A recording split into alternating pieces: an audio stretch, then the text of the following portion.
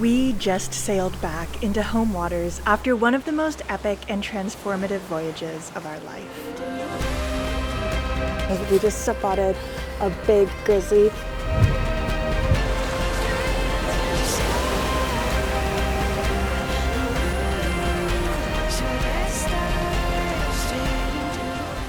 Now we're back on Gabriola Island, a place we know well.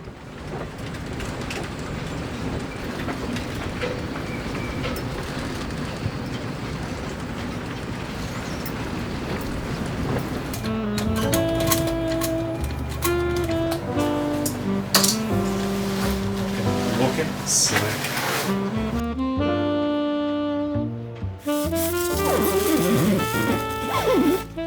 Wow! It's like it disappeared. We visited Gabriola at the start of our voyage, many months ago now. Our friend Simon is restoring an old sailboat there, so Aladino helped him with some boat projects, and Simon templated a new Dodger for us. But as the days ticked by and we kept waiting for the necessary Dodger parts to be delivered to this small island, eventually we decided to just begin our voyage and finish the Dodger once we returned. Well, we've returned, and Simon is going to sew us a beautiful new Dodger for Magic Carpet.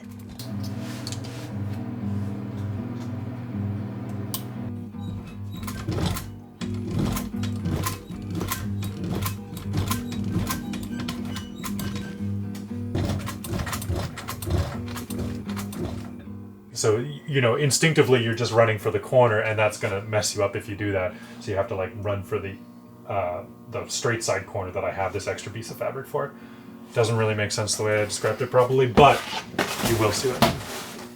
To be honest, the main thing that I learned from watching Simon build this Dodger is that it's a skill that requires a lot of practice.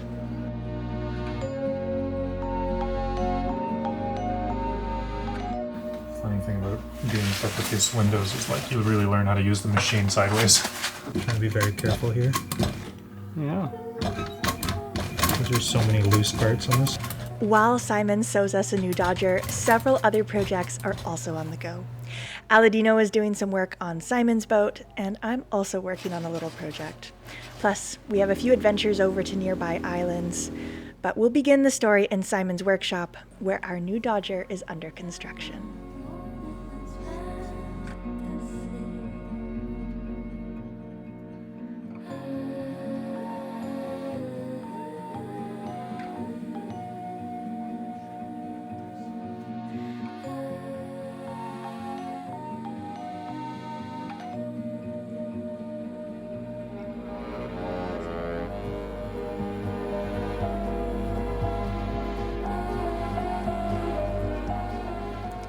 Just in case you don't know, the Dodger is a structure that goes over the companionway.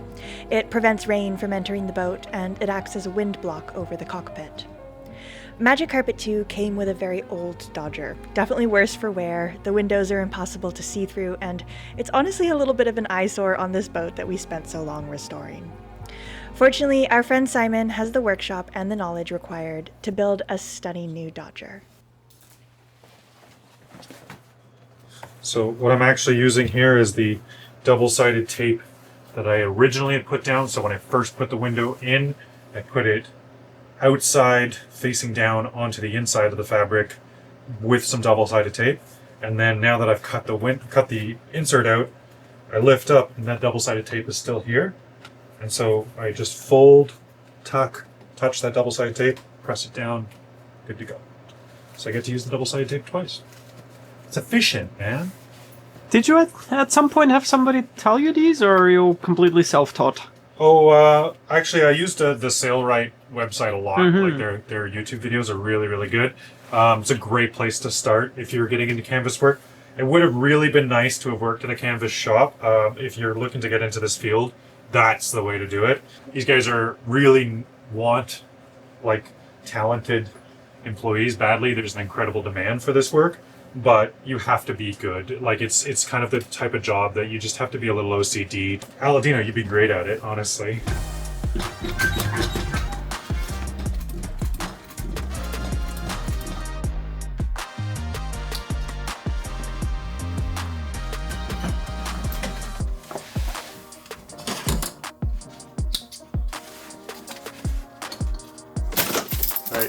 These are YKK locking Visalon number 10s. When you lift on the tab, it actually unlocks from the zipper. So you can open it, and then without that, it doesn't, like if I try to push that, it doesn't come undone. So when you're doing canvas that's like under tension especially, the locking zippers are really nice to have. The other thing I like to do too is the pieces that are more permanent to the boat always get the male side because there's no dangly bits on it. So if you were to take these panels off, you don't have one of these fluttering around in the wind for 6 months when you don't, if you don't happen to have this cover on for whatever reason. Makes so much sense. So there's a lot of like pre-thought that has to go into this. Yeah, it's a lot. Nice. Meanwhile, I tried my hand at a much simpler sewing project. Now that the colder weather has really set in, we're spending a little bit more time at the dock, and so we wanted to have some kind of cover for the windows for a bit of privacy. So the difficult thing with these windows is that they've portholes, if you want to be nautical about it. They've just got all of these hinges and stuff, and it makes it really difficult to figure out how to attach a curtain to it. But we also don't want to install curtain rods or anything that's sort of permanently there. So, I mean, there's different ways folks go about this, but the way we're doing it is I'm basically making these little, like, fitted sheets or shower caps. And I made this template. Up here, the sides only need to be, not that large, but down here they protrude a lot, and so it's wider at the bottom. This was actually a curtain that I found at Value Village, but it's perfect for the job. Now I just have to sew them together, corners, and run the elastic through them. So these first ones I actually did by hand, like hand sewing, but now my lovely friend Masha has lent me her sewing machine, which definitely makes it go a bit quicker. So I'll finish off the last of these today.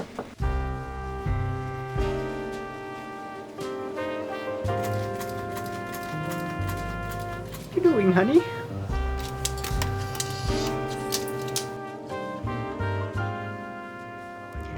Silva Bay on Gabriola Island was a hive of activity, sewing machines whirring and boats heaving at lines. Aladino worked on Simon's boat, a beautiful sailboat that Simon is diligently restoring. I won't focus too much on what exactly Aladino was doing there because Simon has already published some excellent videos about that on his channel. So if you'd like to see Aladino back in action working on a refit, check out Finding Simon on YouTube, and I'll put a link in the description. Simon makes really fun and entertaining videos, and he's been putting so much effort into both the boat and his videos lately. It's really wonderful to see, so I definitely highly recommend his channel.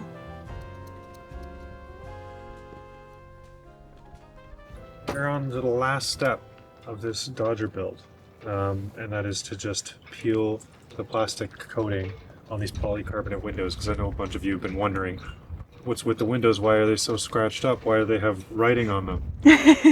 That's why. So we're going to peel it off. Don't worry. If you stuck around this long, congratulations. Nice. Modular. So this is a California style Dodger, meaning that it is essentially a bimini with enclosure panels instead of one contiguous piece like other Dodgers. Yeah. A little bit more work doing it this way, but it means that when you're in the tropics, you can take the windows completely out and have just a little Dodger, a little bimini right there on top of everything. Kind of like just the top. Ready to peel some plastic? Yeah.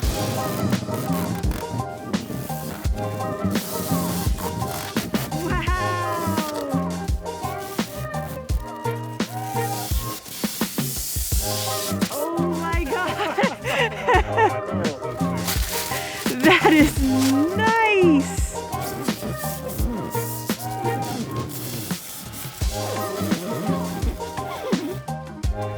Wow! It's like it disappeared!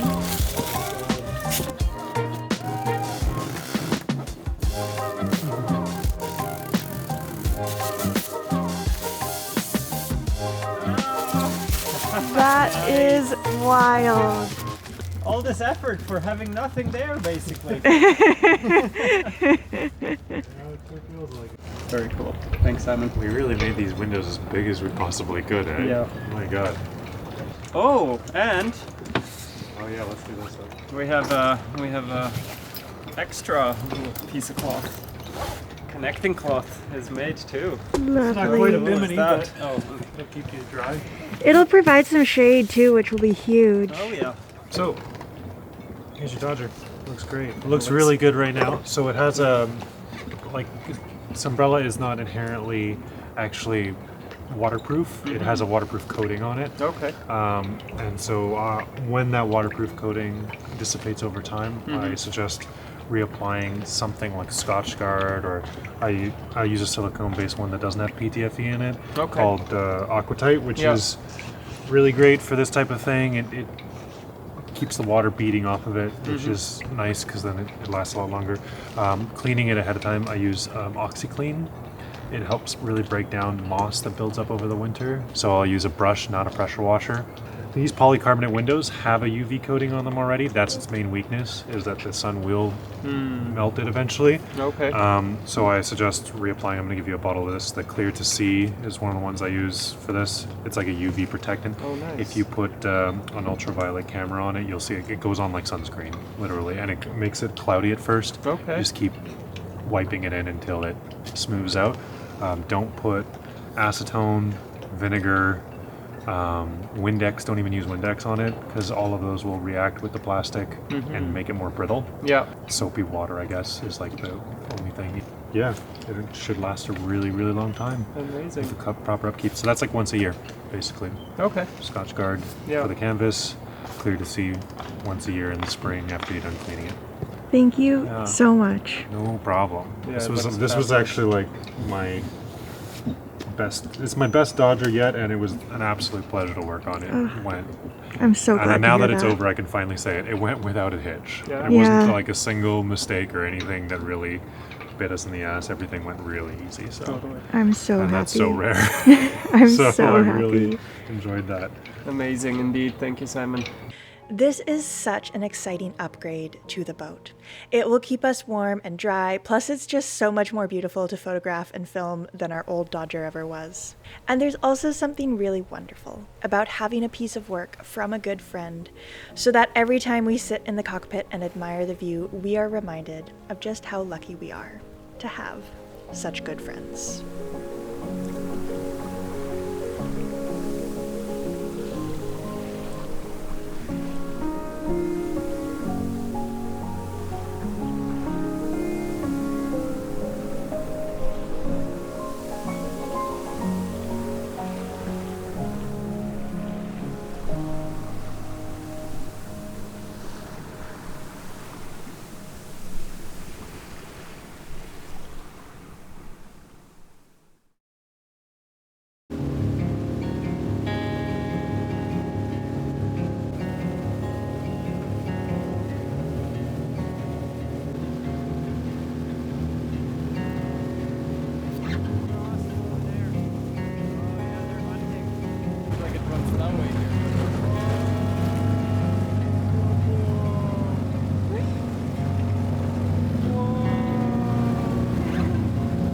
Get out!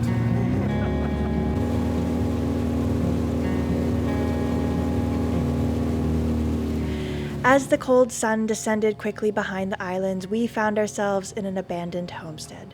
There's even a bus on this island. Seriously, I think Yeah. my first boat was worse than this. Yeah. Welcome to Valdez Island. Yeah. This island's mostly logging claims, so Okay. there's no ferry service, there's no electricity, there are no roads. It is pretty wild. And this Yeah. is the northern most chunk of it. It's called Wakes Cove Provincial Park right here Cool. that we're in right now. And it's got an old homestead.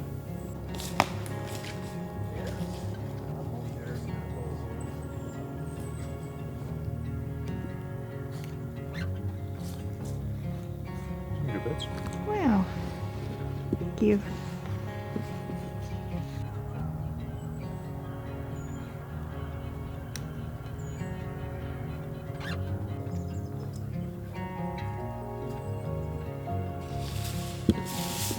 Just on this little bark here is still alive and still sucking the earth juice. Isn't that wild? That is crazy. It snapped in half. this is rotten. But here there's a little bark that is alive and it brings the life juice all the way over there. And it's starting to stand up again. That is incredible.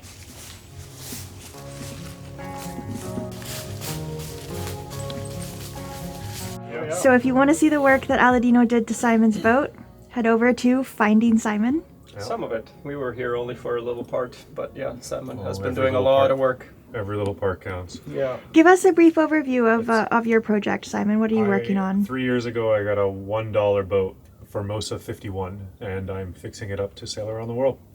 And Captain Ron boat. It's the Captain Ron boat. It's Yeah. the 51st Dates boat.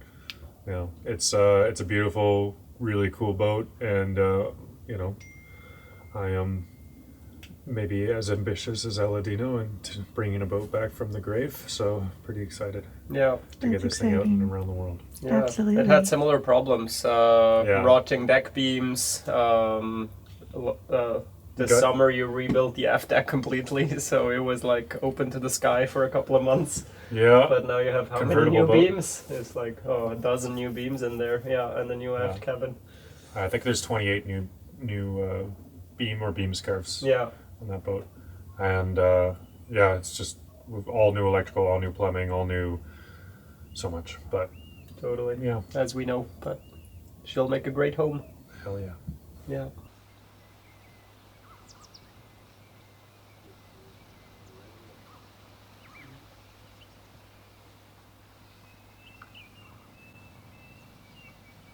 Snacks in tow, soaking up the beauty of these Gulf Islands, this coast which is my home, these people who mean so much to me. And I couldn't help but play a tune.